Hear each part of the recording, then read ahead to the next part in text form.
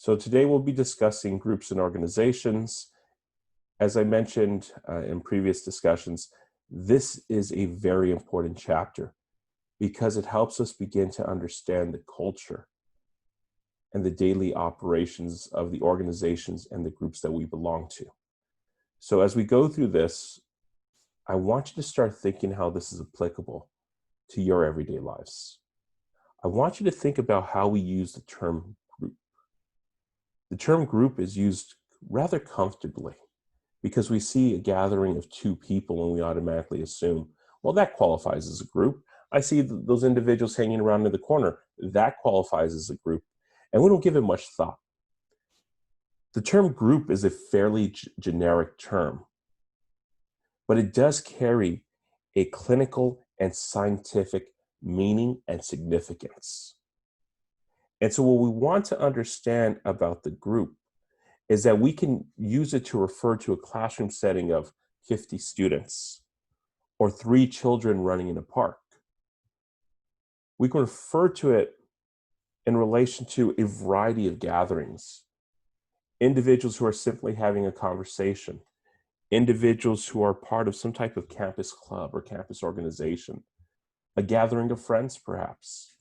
And these are people who work together and share a hobby. So when we talk about a group, what we want to understand is that groups are essentially a collection of 2 people who interact with one another, and it's a minimum of 2 people. And they interact with one another with some level of frequency. They have a collective shared identity that somehow aligns with the group. So let's say, for example, you play Pokemon Go on your phone, and you belong to a group of individuals or a gathering of individuals where every Saturday morning, right, you meet up at a specific location. Maybe that location varies from week to week, and you search for Pokemon together. Well, that qualifies as a group because there is that shared collective identity of being Pokemon Go players. Groups help us shape our understanding of how we think about society, how we think about human interaction. And I would argue in many ways what's very important about groups is that it provides a sense of identity. We're able to relate to one another. And that begins to shape our perception of the social world as well as our social behaviors. Now, what we want to understand is that we need to make a distinction between what we call an aggregate and a group. See, as I mentioned before, we use the term group very loosely. But just because there's a gathering of individuals does not necessarily mean it qualifies as a group. We can use the term aggregate or crowd, but from the sociological perspective, or sociological definition, I should say, and from the academic definition, we're going to use the term aggregate as opposed to crowd. And when we use the term aggregate, we're essentially talking about individuals who exist at the same place at the same time, but who do not interact or share a sense of identity. Now, you might say hello to the individual. That's a common courtesy. But we're looking at individuals who do not necessarily interact frequently. They just happen to be at the same place at the same time. Let me give you an example of this. Let's say you go to Starbucks every morning. And every morning you see a similar crowd of individuals there. Everyone who's there to get their, what I just got right now, my very berry hibiscus, or who are there to get their coffee. There's this degree of familiarity there because you see the same individuals in line. So perhaps you say hello. Maybe you small talk. But really, your only point of relation is the fact that you happen to be at the same location, at the same time, Monday through Friday. But there's no shared sense of identity. There's no sense of belonging there. That qualifies as an aggregate. Now, people who have similar characteristics, but who are not tied to one another in any way, well, that can qualify as a category. So I want you to think about the category of millennials, individuals who were born between 1980 and 2000. For the most part, if we were to generalize, millennials are not a group because we don't all know each other. We don't all have that sense of belonging or that shared identity. But instead, we happen to fall or share the experience of being born between 1980 to 2000. So we can categorize individuals based on their age. We can categorize individuals based on their gender or sexual orientation or gender identity or race and ethnicity. Because it doesn't necessarily mean that individuals interact with one another on a frequent basis. They just happen to be the same color skin. They just happen to be of the same gender. They just happen to be born in the same age range. I'm sorry, year range. So you want to take that into consideration. So we have a group, a sense of identity, a collective sense of identity, I should say. Individuals who interact with some frequency. We have an aggregate. Individuals who happen to be at the same place at the same time, but who do not share a sense of identity, who do not interact with one another with some frequency. And then we have category, where we just happen to have some shared characteristics, right? And that can be, once again, based on our age, based on our race, based on our ethnicity, based on our gender. So you want to keep that in mind as we go through this. Now, what we want to understand is that an aggregate or a or a category can evolve into a group. So let's say there's a natural disaster. And prior to that natural disaster, people in your neighborhood did not know each other. You were friendly, you said hello, but that's as far as your relationship extended with these individuals. Well, what begins to happen is that as a result of the natural disaster, you become more friendly with one another because you depend on one another to survive. At the conclusion of that disaster, and things become normal, you start to rebuild your communities. You can have this feeling of shared cohesiveness because you have this shared experience. And so your aggregate would just happen to be people living in the same neighborhood. Your category would just happen to be individuals living under the same zip code. Now can evolve to a group because now you start to develop these community organizations where you begin to prepare for future natural disasters. You begin to engage in emergency readiness. You begin to coordinate supplies. You begin to coordinate resources. And you share the responsibility of caring for the most vulnerable of populations within your community. So we went from being relative strangers who just happen to live in the same zip code or neighborhood to now having these weekly meetings. And we begin to have the shared identity of being survivors of a natural disaster. We have this frequency. So that's how we start to see this evolution taking place. Now we look at Charles Cooley. And Charles Cooley talked about the different types of groups that exist within our society. And he talked about primary groups and he talked about secondary groups. And he talks about how primary groups play the most critical role in our lives. These primary groups are made up of significant others, individuals that we engage with in a face-to-face relationship that provide, in many ways, a fulfillment of long-term emotional needs. These individuals are there to fulfill our emotional needs. They fulfill what we call an expressive function. These individuals played a key role in our socialization. So we can look at the family, we can look at a close set of friends, right, as being members of the primary group. On the other hand, we have what we call secondary groups. And secondary groups are not as intimate. They're very impersonal, and they're often a lot larger than our primary groups. These groups at times can be task-focused, task-oriented. They only are sustained for a limited period of time. And as opposed to the expressive function that is performed by primary groups, secondary groups fulfill an instrumental function. Because, as I mentioned before, they are goal and task oriented as opposed to being emotional ties. I want you to take this into consideration. Imagine that you're working on a group project when we're back on campus.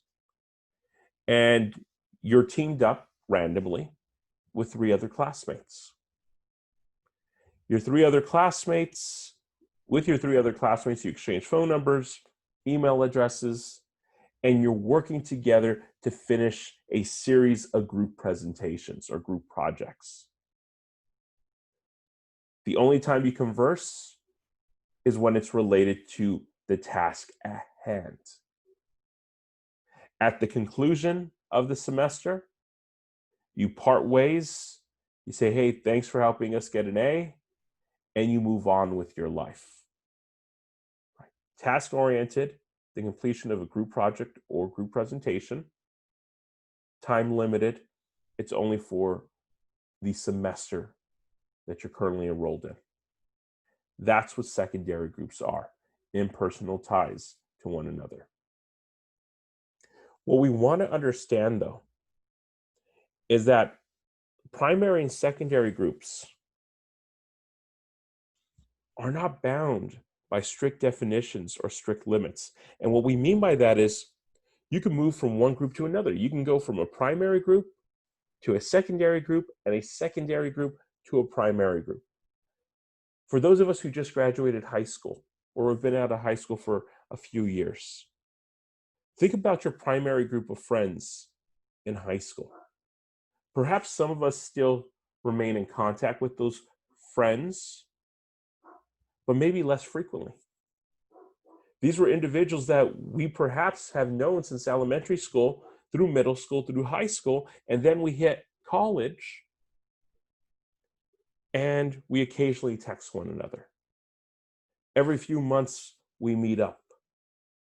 Well, we took a primary group and turned that into a secondary group because those individuals have less influence or less impact on your daily activities nowadays. Now let's go back to the example of the group project. So you started off as a secondary group, right? Task-oriented, and it evolved to a strong friendship. It evolved to a relationship that was far greater than the task at hand. You found that you really got along with this individual and you maintain a friendship following the conclusion of that project. Well, I want you to think about that.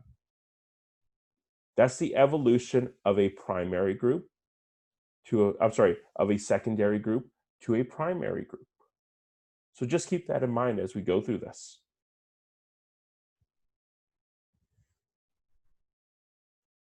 Now, what we want to take into consideration are additional types of groups.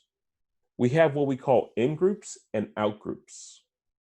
See, groups can be incredibly powerful through inclusion and exclusion. The feeling that we belong to an elite or a select group is a stimulating experience, while the feeling of not being allowed in or being in competition with a particular group can foster different feelings and experiences. So the feeling of being an insider means that we belong to the in-group. The feeling of being an outsider means that we belong to the out-group.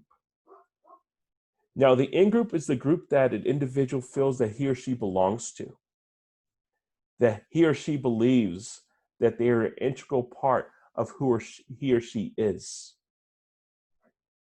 I want you to think about it in this way. As I mentioned before, I smoke cigars. I used to smoke cigars at a cigar lounge that my buddy owns called the Main Stogie in Alhambra. It's since closed since February. I was a regular there for over 6 years, and I was a member of the in-group. Everyone knew each other. We had our set group of individuals that linked up pretty much every Friday and every Saturday for the last 6 years. We knew each other well. We hung out outside of the stogie, the main stogie, right? I still hang out with those individuals to this day, even though our main location has since closed. Well, that's in-group membership. I was accepted. Members of our small group were accepted. Very personal relationships. We knew each other well. On the other hand, you have outgroups where someone does not belong. And I relate this to the main stogie example because we had other patrons obviously come into the shop or into the lounge to purchase cigars. And we had our corner kind of section, our own section in the stogie where we converse and we drink and we smoke cigars and all that kind of cool stuff. But individuals who were not part of that group were typically not invited to come share a bottle of whiskey. They were typically not invited to come join our group. Well, those are members of the out group. It's not that we had any beef with those individuals. It's just that we didn't know them. Well, I want you to think about your own lives and your experiences with in-group as opposed to out-group membership.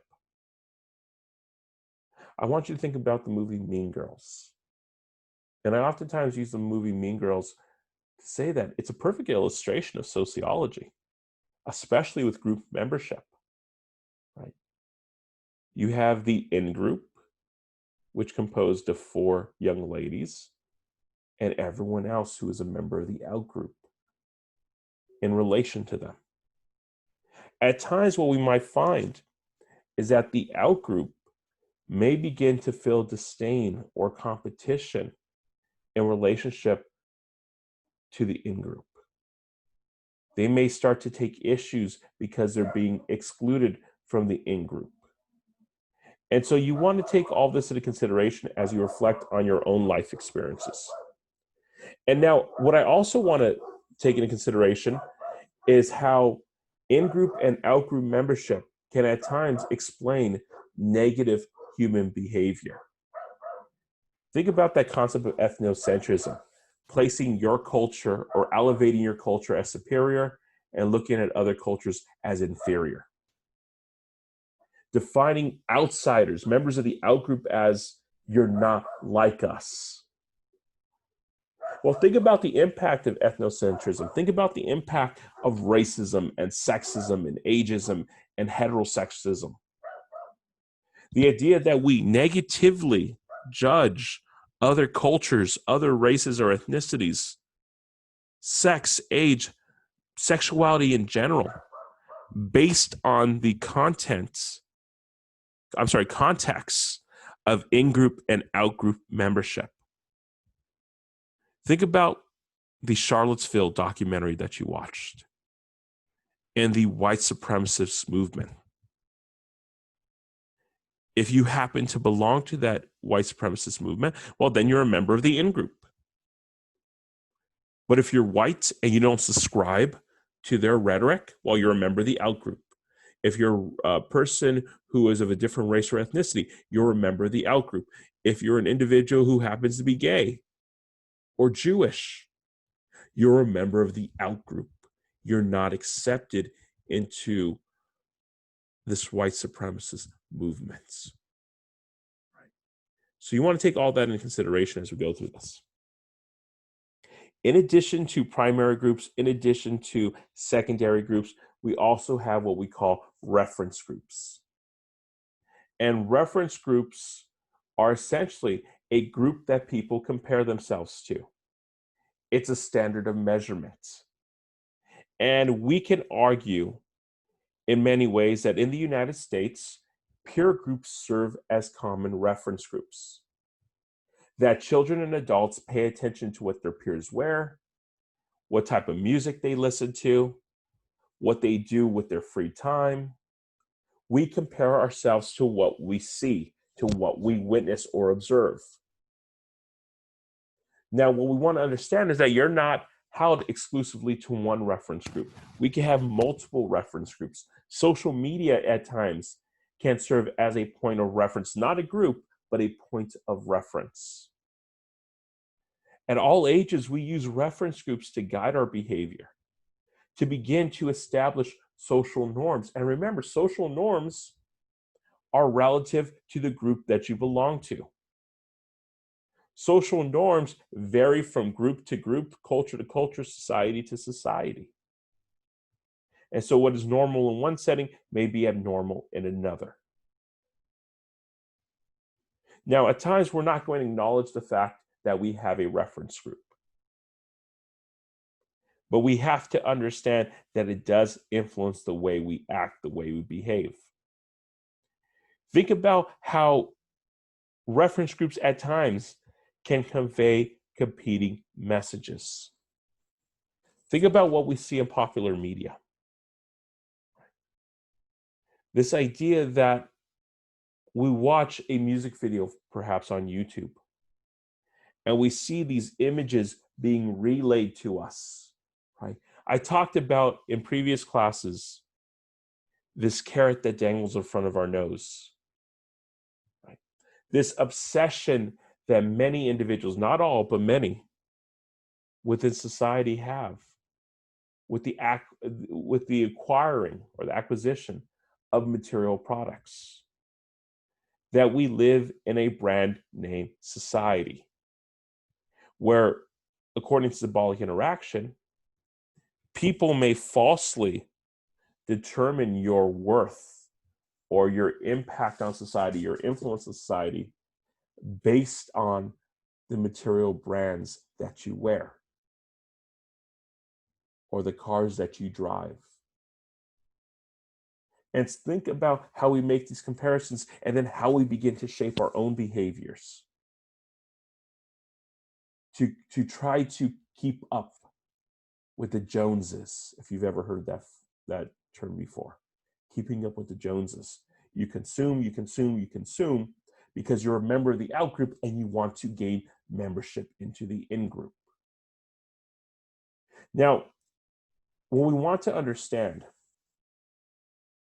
is that we have small groups where there's typically a collection of people that know each other, that have shared simultaneous interactions. There's a strong sense of internal cohesiveness, a sense of connection. Right? These small groups can be a dyad, 2 people, triad, 3 people, the nuclear family, for example. These are individuals who interact with some frequency and have points of relation with one another. Now, what we want to understand about small groups is that let's look at a dyad, for example, 2 people. If one person withdraws from a dyad, the group can no longer exist because you cannot have a group with only one person. In the case of divorce, a couple can identify as a dyad, but upon divorce, the group ends. In a triad, think about this. If one person withdraws from a triad, which means 3 people, the group still exists because there's 2 people. But think about what happens in small group settings oftentimes. Let's look at a triad and how you can develop this 2 against 1 dynamic, where the potential for majority opinion wins. And you have individuals who make these alliances with one another to say, hey, I'll support you in whatever you're going to do so that we can always hold the majority. So dyad means 2, triad means 3. As groups begin to increase in size, what we want to understand is that larger groups need some form of leadership. In small groups, leadership's very informal. In large groups, leadership should be formal. In small groups, we don't typically vote on a leader. Someone may step up based on the needs of that group, but it's not an election process. In large groups, individuals may get interviewed, individuals may be elected, or they just may be a general consensus among individuals that this is the person who's leading our group. What we want to understand is that primary groups fall into the category of small groups, and large groups fall into the category of secondary groups. And in secondary groups, in these large groups, leadership's more overt. There's a clear outline of roles and responsibilities. In many ways, a chain of command that needs to be followed.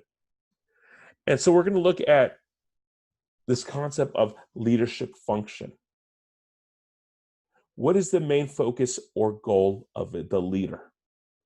And within leadership function, we have two types of leaders that we're going to discuss: instrumental leaders and expressive leaders.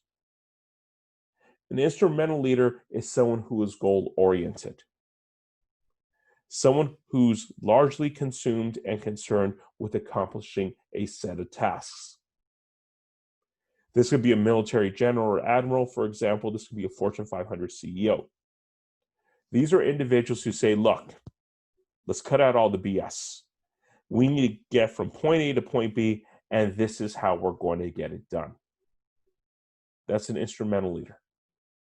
An expressive leader is the complete opposite.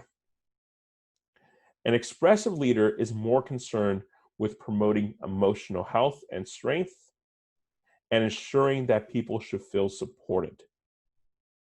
These could be priests, these could be rabbis, these could be directors of social service programs. It's not that these individuals are not goal-oriented. It's just that how do you accomplish these tasks takes a secondary role when compared to how are people doing within my organization? Are they emotionally well? Now, students always ask me, well, which one's better? And having run multiple programs, I can tell you that in order to be an effective leader, you have to be a mixture of both. You have to be task-oriented, you have to be goal-oriented, and you have to be committed to fulfilling the task, but at the same time, you need to make sure that you treat your team members well, that they're not overworked, that they know that you're invested in their well-being, that you've effectively communicated the mission or the goals to them, and they've bought into the culture. They self-identify with the goals you're seeking to accomplish. And good leaders are effective at doing that. I'm currently reading a book, and it's called Creating Magic. And it's by Lee Cockerell. And Lee was the former vice president of Disney World. And in this book, he addresses the 10 common sense leadership strategies that he developed from a career, a life at Disney. And he talks about culture. He talks about treating people right. And that's a mixture of instrumental leadership and expressive leadership. Now, we also want to look at 3 different leadership styles that exist. We have what we call democratic leaders. And democratic leaders are interesting because they encourage group participation in all decision making. Before they take a course of action and move forward, they seek to build consensus. What do you think? What do you think? What do you think? This type of leadership is common in, let's say, club settings. Let's say you're part of a car club, where members vote on what type of activities or projects they want to pursue. Democratic leaders typically strive to be well-liked, but you want to think about the downsides of democratic leadership. One of the challenges is that it's very time-consuming to build consensus. Individuals may pick sides and basically develop an oppositional position to anything that the Democratic leader proposes. Why does a Democratic leader seek to achieve consensus? Well, A, they want to include people in the process. Okay, that's nice to say, but let's keep it real. Oftentimes, Democratic leaders seek to achieve group consensus because they are afraid of making a decision on their own. They are afraid of being held accountable for the decision that they are making. So to alleviate some of that stress, to alleviate some of that blame, what they do is they essentially pass it on to the group, so that if it was the wrong decision, they could say, well, we made the wrong decision together. It's not entirely my fault. We also have what we call laissez-faire leaders. And these are very hands-off leaders who essentially allow group members to self-manage and make their decisions on their own. Basically, what happens in laissez-faire leadership is that the leader says, okay, these are the goals that we needed to accomplish this month, this quarter, this year. Here are the guidelines for fulfilling those goals. They're very loose guidelines, right? But you're all mature, you're all highly motivated. Check in with me in a month and let me know your progress towards fulfilling these goals. A very hands-off approach. Now that works when you have highly motivated people on your team. But let's keep it real. Not everyone is highly motivated. Not everyone is fully committed to the goals. So laissez-faire leadership requires a dream team, you can argue, of individuals who are highly motivated, who are mature enough to find ways to achieve those goals, who don't need to be pressured, who don't need to constantly be encouraged to fulfill whatever the goals may be. Then we look at authoritarian leaders. And authoritarian leaders issue orders, they assign tasks. In many ways, they're micromanagers. They're focused on meeting the goals.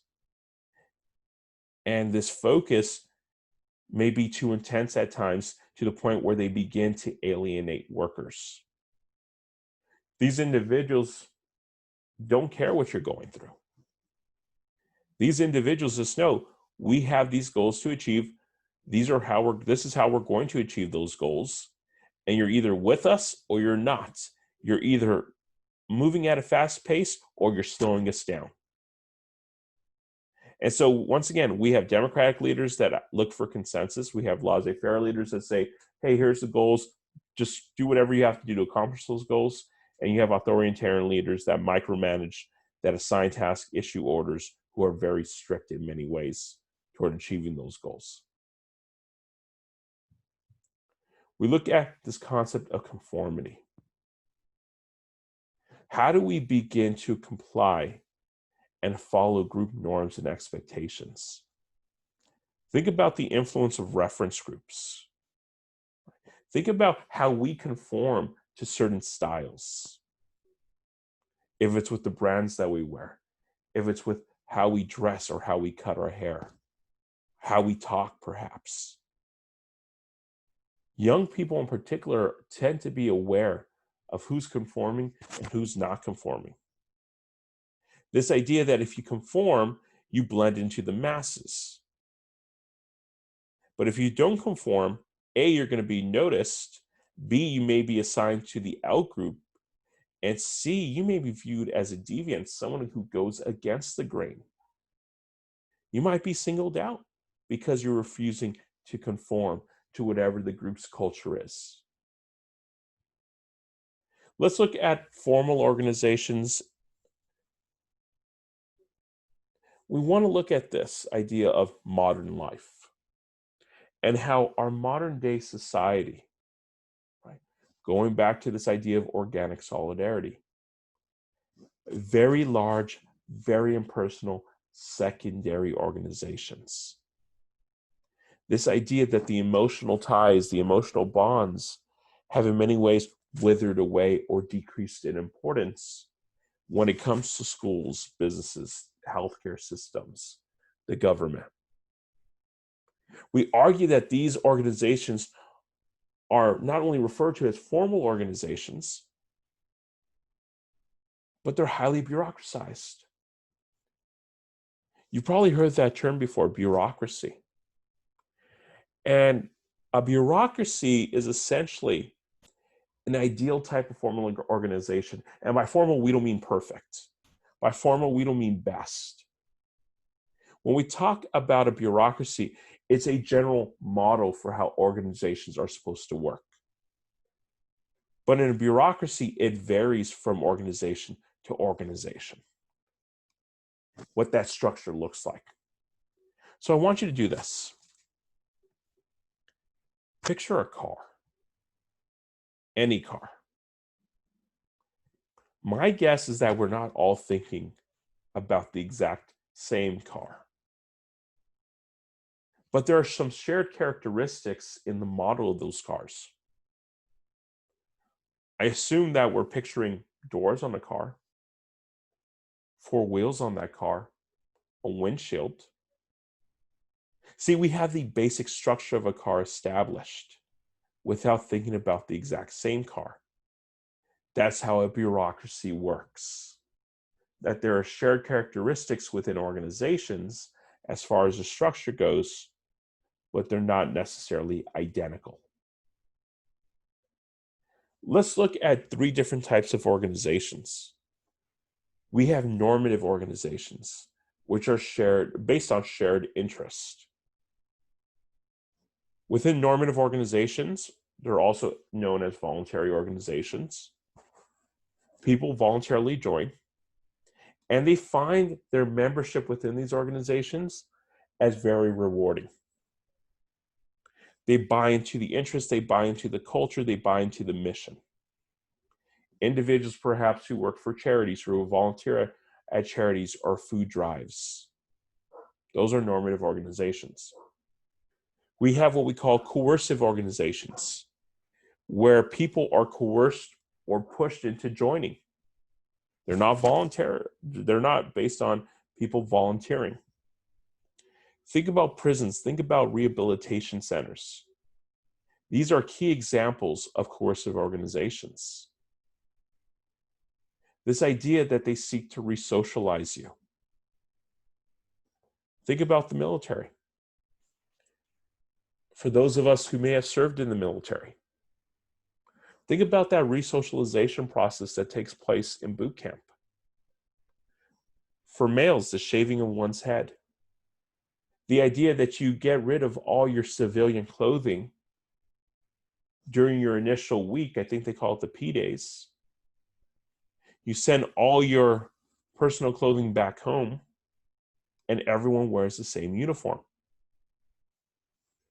This idea that in the early stages of boot camp, even if you do something the right way, it's still considered wrong. The idea of a collective identity being formed, that if one person messes up in boot camp, everyone suffers. Well, I want you to take all that into consideration. They're re-socializing you in the military to live or to adopt the military way of life, to follow specific military codes. When you go into prison, the goal of prison at one point was to rehabilitate. Many of those programs have since been cut. So what we can argue is that prison serves as a punitive sentence, obviously, but as an adult daycare facility, you can argue, because there are limited opportunities for individuals within prison to develop the skills and the tools that are necessary to be functional members of society. And then people scratch their head and wonder, well, why is it that when people get out of prison, there's a good chance that they'll be back within a few months? You didn't rehabilitate them. You didn't provide them with the skills that were necessary.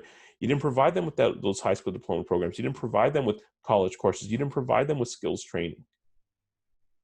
to learn how to be independent within society upon their release. Then we have utilitarian organizations. And utilitarian organizations, essentially an organization that you join because there's some type of material reward associated with it. Rio Hondo College, Los Angeles Harbor College. Those are utilitarian organizations. You're pursuing your education at these institutions because you want that college degree. High schools were utilitarian organizations. You wanted that high school diploma.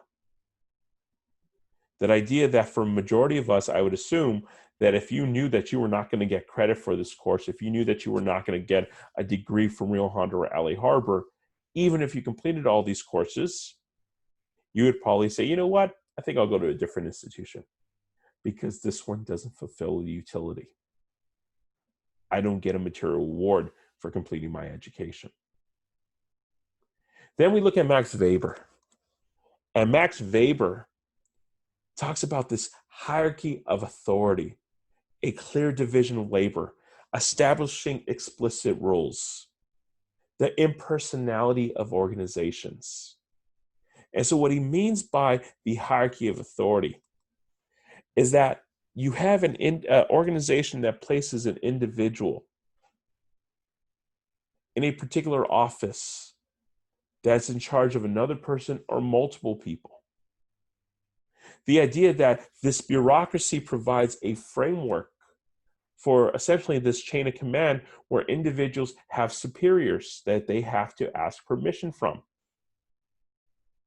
So you go from the CEO or the president to the vice president, from the vice presidents to managers, from managers to employees, and so on and so forth.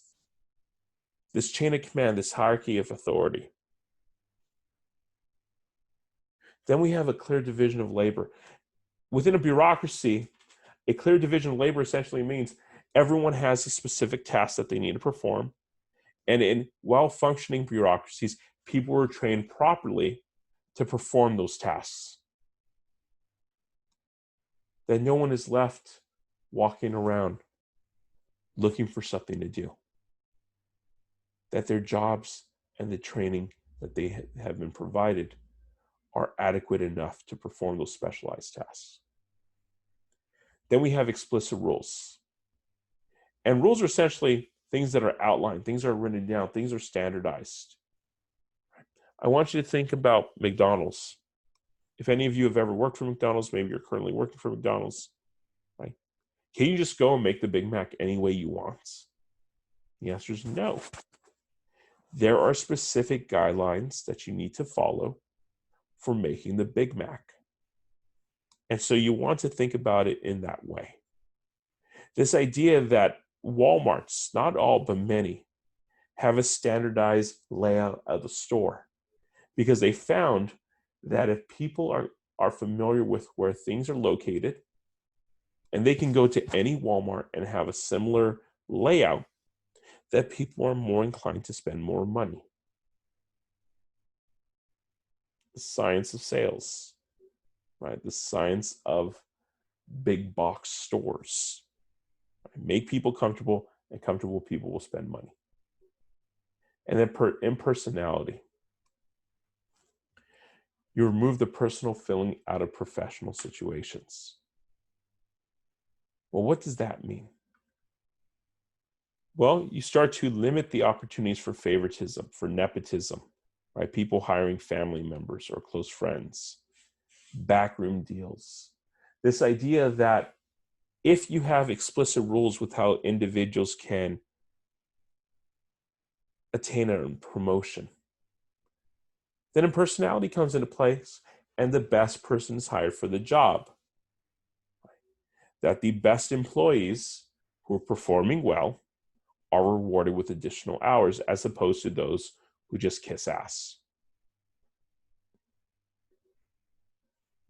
See, in theory, bureaucracies are supposed to be meritocracies, meaning that the hiring and the promotion is largely based on proven and documented skills rather than random choice or nepotism. That's an ideal. Remember, ideal in real culture. So bureaucracy, being a meritocracy, is an ideal. But real culture tells us, hey, you know what? Sometimes the person with the proven track record is not the person getting hired. That at times the promotions may be going to individuals who hang out with the boss, who are friendly with the boss, as opposed to those hard workers. And the idea behind bureaucracies also is that they improve efficiency. They ensure equal opportunities, and they ensure that the most people can be served. Think about today's workplace. People are required to work at a faster pace. We see an extension and need for problem-solving skills, a degree of flexibility for an ever-changing world. So if you are too explicit in your rules, if your division of labor is too specific to certain tasks, your organization may begin to fall behind. This is where innovation comes in play. This is where extended opportunities for training comes into play. This idea, and sorry, I'm getting work done on my house, so hopefully there's not too much background noise. They're putting in a new fence. But this idea that individuals need to understand that they need to evolve within organizations. Now, what we also want to take into consideration is that Michelle talks about this iron rule of oligarchy. Essentially, an organization that is ruled by a few elite individuals. Now, what exactly does that mean? Well, this idea that a handful of business owners, of the bourgeoisie, according to Karl Marx, control the messages that are being relayed. And we're going to look into that when we discuss media later on. This idea that there are a few media companies that now own a majority of the media industry. They can control the message that's being relayed. And so you want to take that into consideration. You want to think about the McDonaldization of society. And the McDonaldization of society is actually very interesting because it's not just exclusive to the fast food business model. The McDonaldization of society essentially says we're focused on efficiency, the division of labor. Does everyone know their tasks, the job that they're supposed to perform? There's a degree of predictability, going back to what I was talking about, that if you go to a Walmart, a majority of the Walmarts are going to have a similar layout. If you go to any McDonald's throughout the world and you order a Big Mac, that Big Mac should taste the same, whether or not you got it in New York or you got it in California. When I was in China a few years ago, I sought out at McDonald's because I wanted a sausage McMuffin. And the sausage McMuffin in China tasted the same as sausage McMuffin in Los Angeles. Predictability provides comfort. We look at calculability. Do you know the exact cost of what it costs to produce this product? If any of you have ever seen Shark Tank, they always ask the individual, what does it cost landed? Right? What does it mean to basically have that product in your possession? And what do you sell it for? McDonald's, Burger King, Chipotle, they know exactly what it costs to make each food item. And then obviously they mark it up so they can make a significant process. And then we have control monitoring, right? You have the structure of individuals who are there to observe and to correct any incorrect behaviors. Think about it. If you work for Disneyland, if anyone's ever worked for Disneyland, if someone asks for your directions and you point with one finger, you're going to be corrected because you're supposed to guide people with two fingers. If you're at Disneyland and you're on stage and you're walking around in your uniform at Disneyland on your cell phone, someone's going to approach you and say, hey, you can't be doing that. You're constantly being monitored. Your behavior is constantly being controlled. We look at social networks, and we're not just talking about social networks that are exclusive to social media, but instead what we're looking at are social networks essentially consisting of social relationships and the web of social relationships that a person is engaged in. Think about family members. Think about colleagues, classmates, physicians, church members, close friends, car mechanics, store clerks. These are all different social networks that we belong to. In fact, what we might find is that our social networks might tie us to hundreds, if not thousands of people within our community, perhaps throughout the country, and even throughout the world. This idea that, yes, I might know such and such, but he or she may introduce me to someone else. Let me give you an example of this. I mentioned right now that I'm having a fence installed or a gate installed. Well, how did I come across one who installs these fences? Well, my buddy Kevin, I went to his house to smoke cigars. I saw his gate. I said, wow, I need a new gate. Your gate's really nice. He passed me the phone number. And I said, hey, call this guy and he'll give you a good deal and you can get your gate installed. Social Network 101. As I mentioned before, social media does play a role in social networking because it begins to expand our interactions. It allows us to communicate and share information with our networks fairly easily. Think about the increased ease, the speed, the frequency of social contact that a sense of membership can provide within a particular network. It's important to state that networks don't necessarily require groups, right, in order to exist. Think about social networks as having a lack of boundaries, in the sense that we don't necessarily have to have close or continuous interaction. It could be spontaneous. Think about social media and Instagram. Someone posts a picture and you can like the picture. If you want, you can comment on that picture.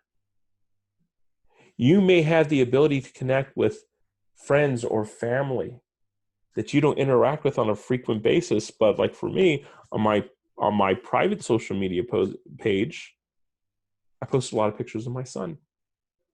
I have family members who don't live in Los Angeles that are easily able to access my Instagram page and see pictures of my son as he grows up, rather than me having to literally text everyone a picture or email everyone a picture of him.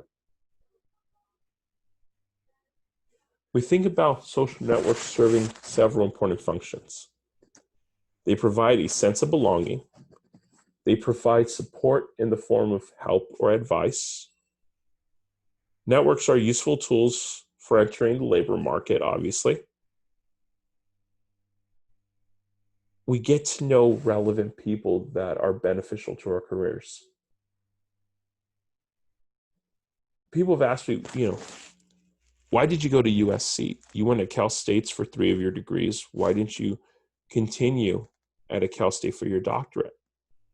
And the answer is fairly simple. USC has a powerful network of alumni. It's considered one of the most powerful networks of alumni at colleges and universities in the United States. They open doors, they create opportunities for you. Well, I want you to think about that. I gave a student an example not too long ago about the power of these social networks as they relate to colleges and universities. In February, I contacted Dr. C.L. Max Nikias, who is the president emeritus of USC, meaning that he's a former president of USC.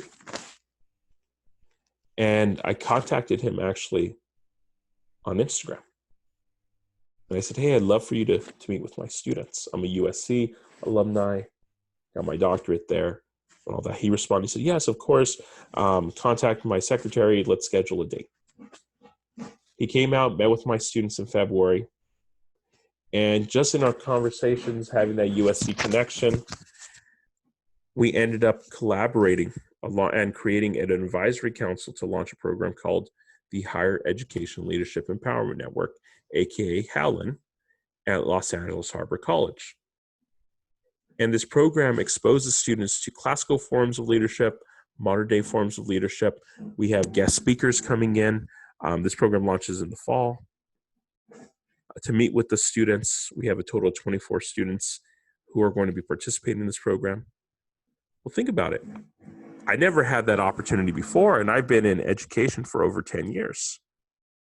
But it was that power of networking that exposed me to that opportunity. And that's why I encourage you to do the same in your own lives. Develop these networks because you never know what type of opportunities will be created as results. Now, think about, Facebook and how that shaped our ability to connect with individuals that we may not have frequent interaction with.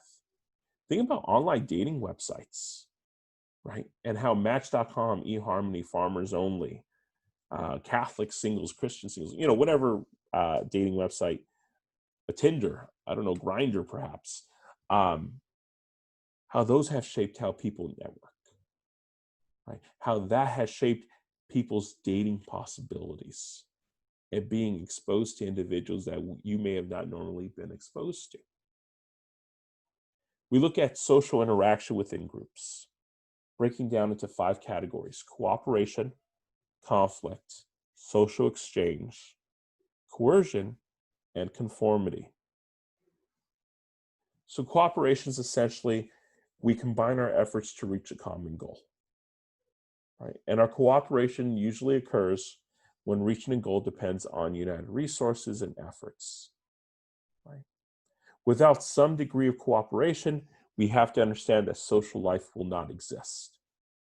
Imagine you're on a plane, your plane crashes, you and a handful of individuals survive in a snow-covered mountain range.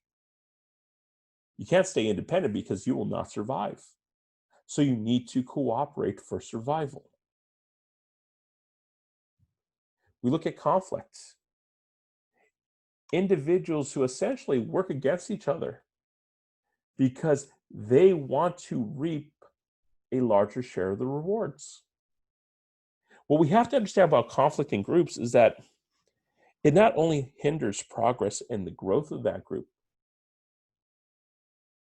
At times, people may be so opposed to an individual, so focused on defeating that individual, that it's counterproductive, that it actually hurts the group, but their obsession with that individual takes precedence.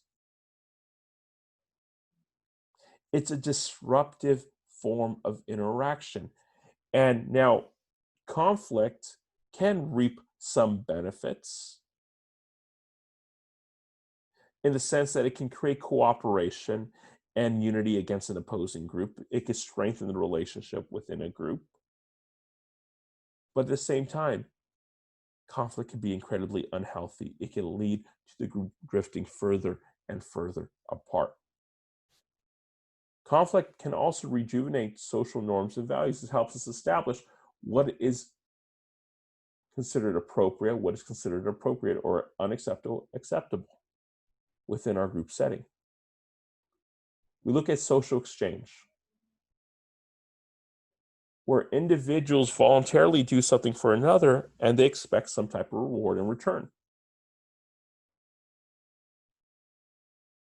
In this type of social exchange relationship, the benefit from helping another individual is far more important than the relationship itself. These type of relationships and social exchange are based on reciprocity. That the idea that you should do for others as they have done for you. Right? So you help me move into my new house, I'll help you move into your new house. Right? You brought me Starbucks coffee, I'll take you Starbucks coffee. Social exchange. We have coercion, where an individual or a group compels others to behave in certain ways. This is a central element of domination. Coercion is based on an unequal exchange because someone has superior power. The idea that they can get someone to do something without it being reciprocal, right? Without having to repay. This type of coercion is done through social pressure, ridicule, rejection. People are ostracized, right? People threaten to withdraw their love, or they fail to recognize that individual. And then we talked about conformity before. Behavior that matches group expectations. We conform because we want to fit in. Right? There's this idea that culture within groups is typically uniform. It's predictable. There's a degree of order. Right? We need to interact at times with individuals who share similar beliefs or similar ideas with us in order to have this continuity in our everyday lives. And so I want you to take that into consideration as we go through this. And I want you to think about how, as I mentioned before, the groups and the organizations that you belong to, how they have shaped your sense of self, how they have shaped your understanding of the social world.